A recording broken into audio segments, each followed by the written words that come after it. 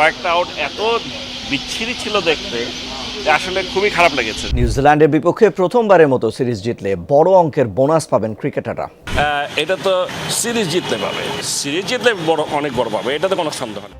একটা সময় ছিল যখন কিনা বাংলাদেশ দল সিরিজ জিতলেই বোনাস ঘোষণার মহোৎসবে মেতে উঠতেন বিসিবি কর্তারা। আবার কোনো সিরিজে দল খারাপ করলে ক্রিকেটারদের তুলোধুনো করতেও ছাড়তেন না। দায়ের ছিটে ফোঁটাও না নিয়ে ক্রিকেটারদের কড়া সমালোচনায় মেতে উঠতেন। তাতে চাপা পড়ত বোর্ডের ব্যর্থতা। বোনাস ঘোষণা আর জয় পরাজয়ের রাজনীতি করেই নাজমুল হাসান পাপনের বোর্ড পার করেছে এক যুগেরও বেশি।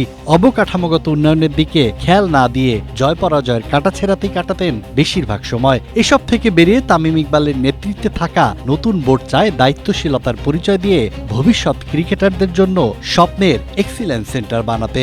আমাদের বোর্ডকে অনেক সময় জাজ করা হয় খেলা জেতা হারা এসব নিয়ে।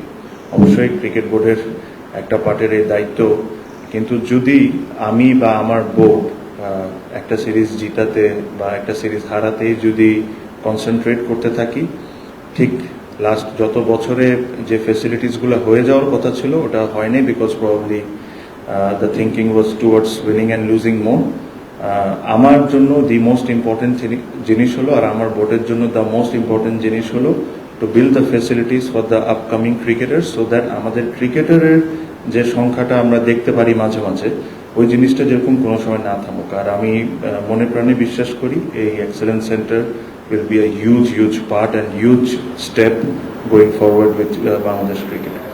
So এটা was one of the major decision, and এটা আপনি বলতে পারেন আমার ব্যক্তিগতভাবে এটা আমার একটা স্বপ্নের বিষয় ছিল।